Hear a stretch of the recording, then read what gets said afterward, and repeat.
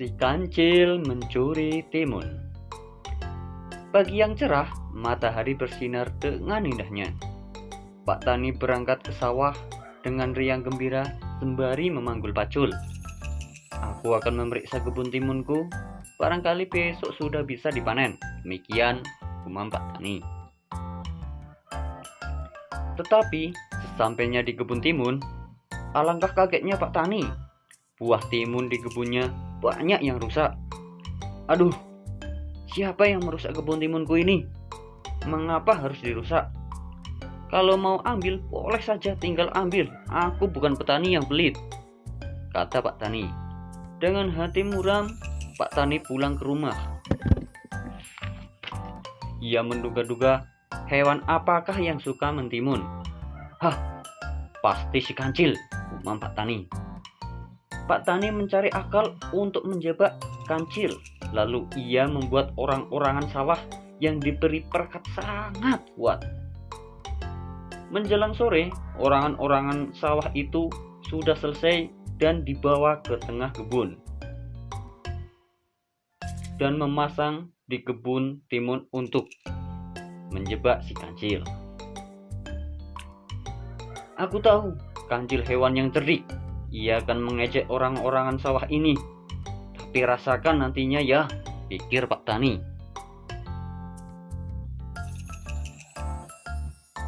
Benar saja, malam harinya si kancil mendatangi di kebun itu. Ia tertawa sinis melihat adanya orang-orangan sawah itu. Cuma orangan-orangan sawah? Siapa takut? Lalu kancil melintasi orangan-orangan sawah itu. Dan kini dia makan buah timun yang muda-muda. Ternyata tidak banyak yang dimakan kancil, hanya 3 buah. Ia sudah merasa kenyang. Ia juga tidak merusak timun yang lain. Puas makan timun, kancil lalu menghampiri orangan-orangan sawah dan sifat jahilnya kambuh. Ia pukul orangan-orangan sawah itu dengan kaki depannya. Aduh, kenapa kok melekat? Panik si kancil. Hei orangan-orangan sawah jelek, lepaskan kakiku. Kalau tidak, kupukul lagi kamu. Tentu saja, orangan-orangan sawah itu hanya diam saja. Kancil memukul kaki depannya yang satu lagi. Plak! Ini kedua kakinya melekat erat di baju orangan-orangan sawah. Perekat yang dipasang di baju orang-orangan sawah sangatlah kuat. Kancil tak bisa melepaskan diri. Semalaman dia menangis. Pagi harinya, Pak Tani datang membawa pentung.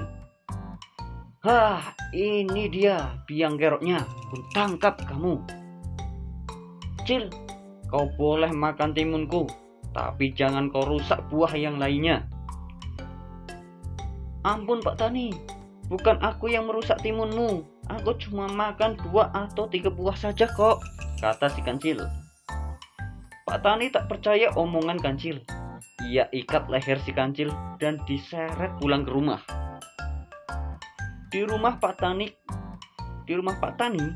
kancil diletakkan di dalam kurungan ayam.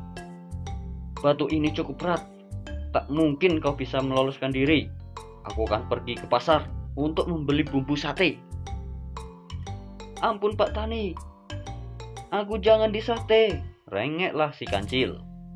Pak Tani pergi ke pasar. Pada saat itu ada seekor anjing yang mendatangi kurungan si kancil. Cil, kenapa kau dikurung begitu? Tanyalah si anjing.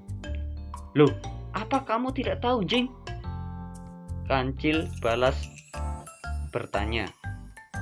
Katanya ada apa, Cil? Begini, Jing. Aku ini akan diambil menantu oleh Pak Tani. Makanya sekarang Pak Tani pergi ke pasar untuk membelikan baju dan makanan yang lezat-lezat untukku. Wah, kau nggak pantas, Cil. Tubuhmu kan kecil. Lebih baik aku saja yang menggantikanmu jadi menantu Pak Tani. Oh, kok enak? Sudah sana pergilah anjing. Anjing tiba-tiba menggerang marah. Cil, kalau kau tak mau, kugantikan, sekarang juga batu di atas kurungan akan kudorong dan lehermu akan kugigit sampai putus, katalah si anjing. Wah, jangan begitu dong. Mau apa tidak? Baik-baik, terpaksa aku turuti kemauanmu. Anjing mendorong batu hingga jatuh. Kurungan dibuka, kancil keluar, sedangkan anjing masuk ke dalam kurungan. Selamat jadi menantu Pak Tani, Tuan Anjing, katalah si kancil sembari berlari kencang. Sesaat kemudian Pak Tani datang. Ia kaget dengan kepala melihat kancil yang berada di kurungan berubah menjadi anjing. Hormat pada calon mertua, kata anjing. Kancil memberikan haknya sebagai calon menantu Pak Tani kepada saya, si anjing yang gagah perkasa.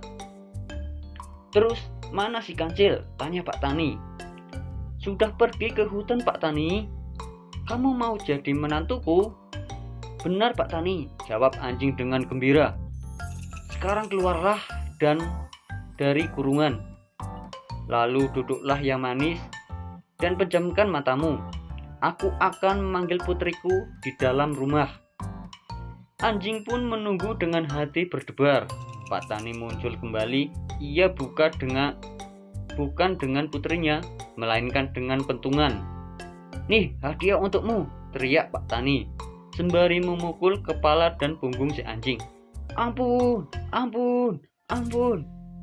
Anjing menjerit dan melarikan diri sambil membawa dendam karena merasa ditipu si kancil. Awas ya kocil, jika ketemu langsung kugigit kamu. Kancil sudah sendiri tadi berlari kencang, namun karena jalannya lambat, maka dalam beberapa saat saja anjing sudah bisa menyusul di belakangnya. Wah gawat, anjing sudah berada di belakangku, kata kancil. Dalam hati, aku harus segera bersembunyi. Anjing sangat marah karena ditipu kancil. Setelah dipukuli Pak Tani, anjing lari mengejar kancil. Hai kancil, kurang ajar, tunggu aku, gigit kakimu. Loh, kok marah? Kau sendiri kan yang meminta diambil menantu Pak Tani, sahut kancil sembari mempercepat larinya. Sekian dongengnya, terima kasih.